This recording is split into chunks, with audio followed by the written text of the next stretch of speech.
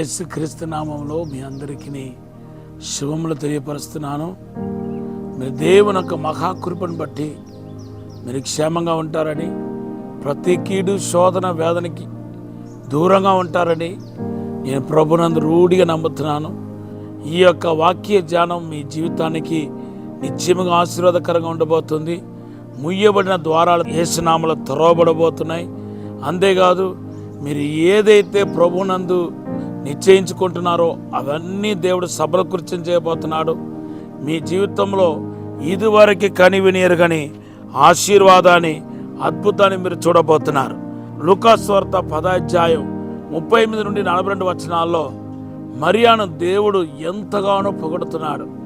ఏంటి అంత ప్రత్యేకత, ఏం జరిగింది మరియా జీవితంలో అంటే, మరియా యేసుప్రభు వారు తన ఇంటికి వచ్చినప్పుడు అన్నిటినీ పక్కన పెట్టేసి వాక్యం వినటానికి, వాక్యం ధ్యానించటానికి ప్రాముఖ్యత ఇచ్చింది.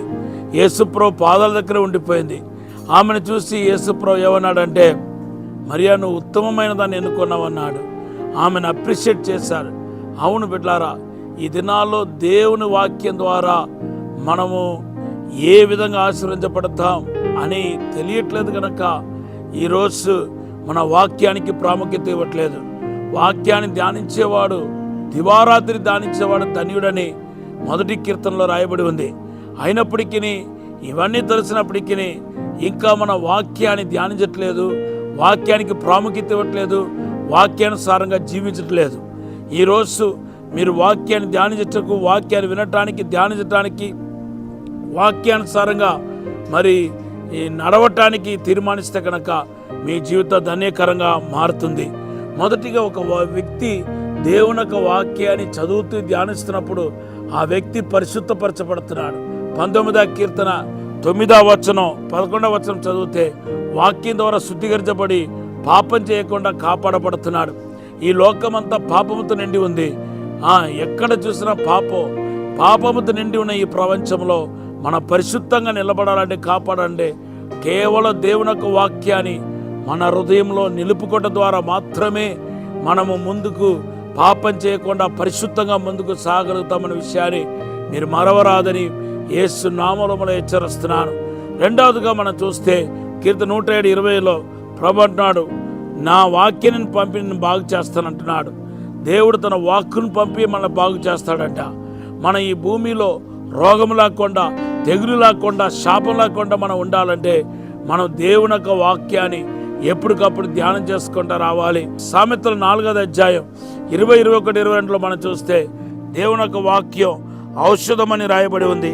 ఆ ఔషధమైన దేవుని యొక్క వాక్యాన్ని ఎంత ఎక్కువ మనం ధ్యానిస్తున్నామో అంతంతకు దీవించబడతాం. మూడవదిగా మనం చూస్తే యెషయా గ్రంథం 55:11 మనం చదివితే, దేవుని బిడ్డలారా, దేవుని యొక్క వాక్కు వచ్చిందంటే అది దేవుడి చిత్తం. దేవుడు ఏమి చేయాలనుకుంటున్నాడో అది చేసే తీరుతాయి అంట. అది చేయకుండా తిరిగి వెనకకు రాదనే మాట రాయబడి ఉంది. దేవుని యొక్క వాక్యం ఎటువంటి కార్యమైనా, ఎటువంటి అసాధ్యమైన కార్యమైనా అవి మన జీవితంలో చేయగలుగుతాయి.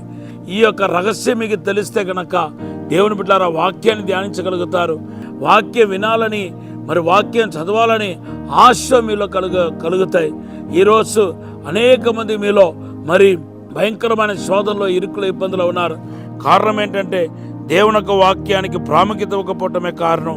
అంతేకాదు, కీర్తన 119, 105లో అంటున్నాడు, నీ వాక్యము నా పాదములకు దీపము అంటున్నాడు, నా త్రోవకు వెలుగై ఉంది అంటున్నాడు. అవును, అది ఒక మార్గదర్శి. ఆ మార్గదర్శి మనతో ఉండటం వలన మనం దీవించబడతాం, ఆశీర్వదించబడతాం. అదే మనకు డైలీ బ్రెడ్ అని యోబు గ్రంథం 23:12లో అంటున్నాడు. దేవుని బిడ్డలారా, మనిషి రొట్టె వల్ల మాత్రం కాదు, దేవుడు మా నోటి నుండి వచ్చే ప్రతి మాట వల్ల జీవించగలుగుతాడని మత్తయి సువార్త 4:4లో మనం చూస్తున్నాం. దేవుని బిడ్డలారా, ఈరోజు మీరు దేవుని యొక్క మాటను వింటూ ధ్యానిస్తూ ముందుకు వెళ్ళగలిగితే మీరు ఈ భూమిలో ఆశీర్వదించబడిన వారు అవుతారు. అదే లూకాసు వార్త 11:28లో రాయబడి ఉంది. దేవుని మాట వినటమే కాదు, విన్న వాక్యాన్ని ప్రకారం మనం నడుచుకుంటే కనుక ఈ భూమిలో ధన్యత గల వారుగా ఉంటామని పరిశుద్ధ గ్రంథంలో రాయబడి ఉంది. కాబట్టి ఈరోజు దేవుని యొక్క ఆ మాట ఏంటంటే, దేవుని యొక్క వాక్యానికి ప్రాముఖ్యత ఇవ్వు. నీ జీవితం ఎంతగానో దీవించబడతాయి. ఈ మాటను దేవుడు దీవించునుగాక. పరిశుద్ధము నమ్మకమైన పరలోక తండ్రి, నీకు వందనాలు, స్తోత్రాలు ప్రభా. మమ్మల్ని క్షమించి, మన్నించి, పరిశుద్ధపరిచి, వాక్యానుసారంగా జీవించే కృప దయచేయమని అడుగుతున్నాను. మమ్మల్ని అభిషేకించమని అడుగుతున్నాను. 2 పలాత్మ దయచేయమని అడుగుతున్నాను. మీరే దీవించి బలపరచమని యేసు నామములో అడిగి వేడుకుంటున్నాం తండ్రి. Amen. Have a blessed day. God bless you. ఈరోజు వాగ్దానం ఇర్మియా గ్రంథం 33:3.